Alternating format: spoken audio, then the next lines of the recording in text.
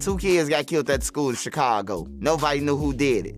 I'm talking about the next 40 minutes, you will see Lil Jeff emerge on Instagram, YouTube, and then I did it. You know? Like, it's crazy, man. Trench News wasn't lying. Lil Jeff was out here straight up admitting to bodies. His name kept coming up in shootings, robberies, all of it. And yet somehow, he always walked free. Now, word on the street is, Lil Jeff had a deal with the feds, and a police officer is finally coming forward with the truth. Let's just say, Lil Jeff might not be who we thought he was. Let me explain. The come-up and street cred of Bloodhound Lil Jeff. Born Jeffrey Lamar Harris Jr. on July 14, 2002, Bloodhound Lil Jeff was moving and shaking in Chicago's drill scene before his life got cut short on June 8, 2024. At just 21, Lil Homie got hit up in a shooting that many saw coming based on how he was moving in these streets and what he was spitting in his tracks. For them who ain't hip to Chicago's drill scene, this ain't your regular rap. This that real-life soundtrack where your bars better match your actual body count. And in this world, Lil Jeff was the real deal, no cap.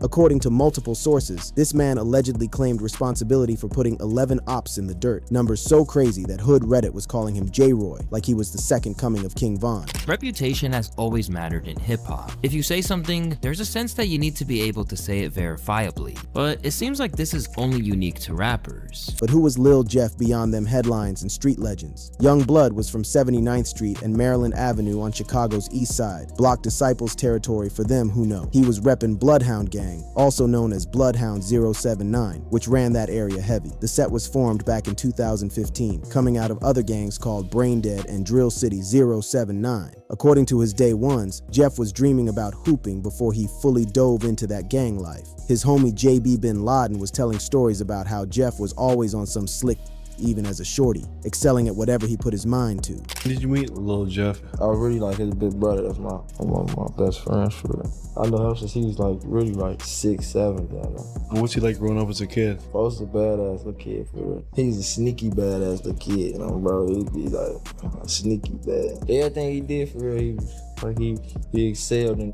Word is, Jeff started going hard in them streets after his hoop dreams ain't pan out. By 18, he went all in with the Bloodhound crew, quickly building a rep for being bout that action. In them trenches, that kind of energy gets you put on fast, and Jeff was climbing them gang ranks quicker than most. What made Lil Jeff different from other hood stars was how he moved on social media. Most street dudes keep it low-key, but Jeff was out here flexing heavy, practically self-snitching on IG and Twitter. Mans would drop cryptic posts that everybody in the streets knew was about specific drills he allegedly ran. In them interviews, Jeff kept it mysterious, but was still dropping hints about his street activities. When DJ UTV tried to get him to speak on his alleged scoreboard, he played it cool while still feeding into the mystique that was making his name hot. Can you start by telling us where you from? Chicago, you know, east side of Chicago. East side of Chicago. The real turning point in Jeff's street career came after his man Z Money got knocked off. According to them who know, this body shattered a 10-year peace treaty between Bloodhound and Trap City, setting off an all-out war that would define Jeff's final chapter. What followed was straight wartime activity, a series of getbacks that escalated the violence to levels even Chicago wasn't ready for. The beef between Bloodhound and rival sets like BKN, Trap City, 800, and a Trey Mob was heating up, with Jeff allegedly putting in major work. One of the most talked about hits attributed to Jeff was the smoke of a dude named Leal from Trap City. In June 2023, Leal was reportedly in a whip on the 1300 block of West Taylor in Little Italy when Bloodhound members allegedly pulled up and let that thing sing, leaving him DOA at the hospital. I was running stop signs and intersections to get away. So at one intersection, I had to stop because there was a car coming through, and then I turned to him and said, "Hey, I'm going to take you to the hospital." And he said, "Okay." Even though no arrests were officially made, Jeff supposedly hit the socials right after to claim his work without saying it directly. This pattern of alleged drilling, followed by thinly veiled social media flexes, became Jeff's signature move, building his street cred while also painting a target on his back. But the most controversial body count attributed to Jeff was the January 26, 2024 double homicide of 2 high school students, 17-year-old Monterio Monty Williams and 16-year-old Robert Lil Rob Boston, both allegedly claiming BKN. Under this CTA elevated platform near Wabash and Washington in the Loop, where police say 2 teen boys, a 16 and 17-year-old, both students at Innovations High School, were shot and killed. Fear piercing through the busy midday. We was supposed to get out of that for 12:50, and then they started shooting. They was like, can't nobody go in, can't nobody come out. It happened shortly before 12:30 this afternoon. Police say 6 students were walking out of the school after classes were dismissed when a car and SUV, both dark in color, pulled up. This daytime hit outside Innovations High School, the whole city shook, not just for how bold it was, because the victims were straight kids. According to reports, masked shooters pulled up on a group of students, with Monty and Lil Rob catching fatal chest shots. Even though 12 never publicly named Jeff as a suspect, his social media activity and lyrics had internet detectives connecting dots like crazy. In one track dropped after the incident, Jeff allegedly referenced turning Za into Za, apparently talking about Monty, who also went by Za. His rap career, though short, was fueled by his street reputation. Tracks like Can't Beat Us and his mixtape Stepping in Blood were blowing up not just for the beats, but because everybody knew Jeff wasn't cap rapping. He was documenting real life. As Jeff's clout grew in both the music scene and the streets, he started connecting with industry heavyweights. His biggest link-up was with drill pioneer Lil Che, who apparently reached out to Jeff personally, took him under his wing. Okay, so this project got some features on it. And the biggest is Lil TJ. How'd you guys link up? He reached out to me, basically, like, you know what I'm saying? And like, you know what I'm saying, we locked it in. Since then, he kind of like showed that he cared about it. You know what I'm saying? Told me about the ins and outs of this, told me what to watch out for, told me what to look forward to. I kind of like looked at him as like a brother at that point. He kind of like a, you know what I'm saying? That's my big brother, you know what I'm saying? I got real love for brothers. Despite starting to blow up musically and linking with established artists, Jeff wasn't trying to leave them trenches. Unlike many rappers who get some bread and bounce from the hood, Jeff was standing on business in Chicago, even as his profile and the target on his back kept growing. Now you want to stay? I love the rap and Boston. I'm gonna move one day though, but not right now. Yeah. I got it going on. This decision to stay in the mix when he had the paper to relocate had a lot of people scratching their heads. But for Jeff, the war he was in wasn't something he could just walk away from. Chicago rapper F.B.G. Young broke it down, explaining why so many young dudes get caught in these cycles. Yeah. Stuff like that. So they don't really know, like, a lot of things can affect you with going that route, especially when you ain't got everything taken care of already. The toll of this street life was obvious in how Jeff was moving. In one wild moment during a DJU interview, Mans was caught on camera snorting a perk, showing he was self-medicating to handle all the trauma and pressure of his lifestyle. At one point, he was even seen snorting a perk mid-interview. Now I see you over there getting something together. This ain't about attention. Even with OGs like DJU trying to give game and point him in a different direction, Jeff seemed like he already accepted his fate. He spoke real talk about the cycle of violence he was caught in, acknowledging that it would likely end with him getting knocked or stretched, a prophecy that sadly played out sooner than anybody expected. But what most people didn't know was that behind the scenes, the feds were supposedly keeping tabs on Bloodhound Lil Jeff. As his rap sheet and alleged body count grew, and his social media flexing became more brazen, the FBI allegedly started building a case against him.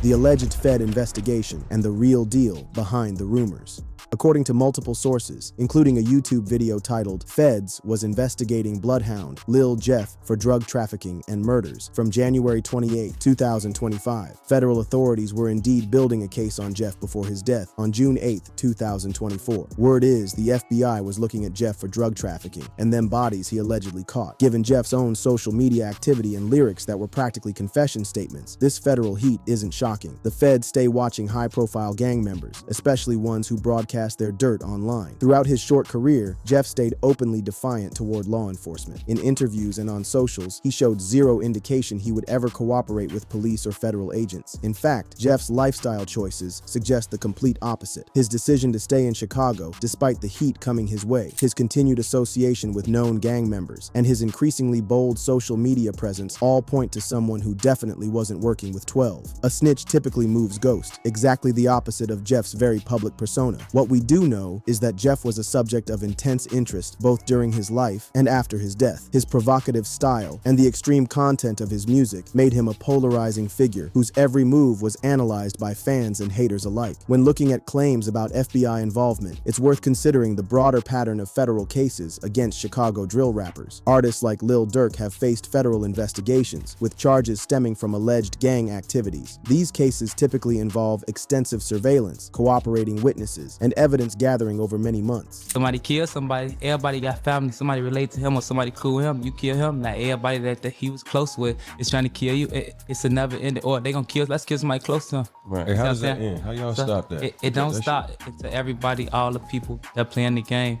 Gone. This context matters because it shows that federal agencies definitely take interest in figures from the drill scene, especially those who might be involved in criminal enterprises beyond their music. Jeff's alleged involvement in multiple bodies and possible connections to drug trafficking would certainly have put him on the Fed's radar. A Reddit post where someone mentioned an anonymous tip sent to the FBI about Trap City, a group associated with Lil Jeff. According to this post, someone alleged that Trap City was running a drug operation. Like, it's up out here, man. Like, on some real Cam. Like, Shorty was on to something, man. The reality of Jeff's FBI connections, or lack thereof, doesn't change the tragedy of his story. Here was a young blood with obvious charisma and talent who, according to them who knew him, could have had a promising future in music. Instead, he got caught up in a cycle of violence that ultimately took his life when most people are just starting to figure out adulthood. The reactions to Jeff's death from fellow artists in Chicago's drill scene were mixed. Some, like FBG Buddha, expressed genuine sadness at losing a talented young artist with potential. Like, I had sent his video to my little lady, like, cause he reminded me so much of Trigger Shorty that I was like, yeah, Shorty gonna be something, you know what I'm saying? I synced it. Shorty was a real star, just like, and that's what I mean when I be like, all right, we gotta start doing this for kids, because had Shorty had the right guidance in his life, right? No bull, he wouldn't have been out there sliding doing no hit game. He the bag. Others saw his death as the inevitable consequence of the life he chose, the harsh reality of the streets where violence breeds more violence in a never-ending cycle. The fatal hit, aftermath, and the legacy of Bloodhound Lil Jeff. On June 8, 2024, around 5:14 p.m., shots rang out on the 6,600 block of South Rhodes Avenue in Chicago. When the smoke cleared, a young man was laid out on the pavement with fatal wounds. That man was 21-year-old Jeffrey Lamar Harris Jr., known in them streets as Bloodhound Lil Jeff. According to reports, Jeff caught multiple shots to the chest. Some sources say he was hit 12 to 15 times, while others claim the number was as high as 19. He got rushed to a nearby hospital but was pronounced dead on arrival. The crime scene was a mess, with police finding around 45 shell casings and a crashed Hyundai Santa Fe. The high shell count suggests multiple shooters were involved in what looks like a coordinated hit. Soon after the shooting, footage of the incident started circulating on social media. The video, reportedly captured by a Ring doorbell camera in the area, showed Jeff in his final moments. This graphic content going viral added another level of tragedy to an already devastating situation. And in this video, you can see him going after them and then getting hit, man. Was it surprising to actually see the video of this so quick? Yeah, they dropped that video quick, but you gotta understand, bro.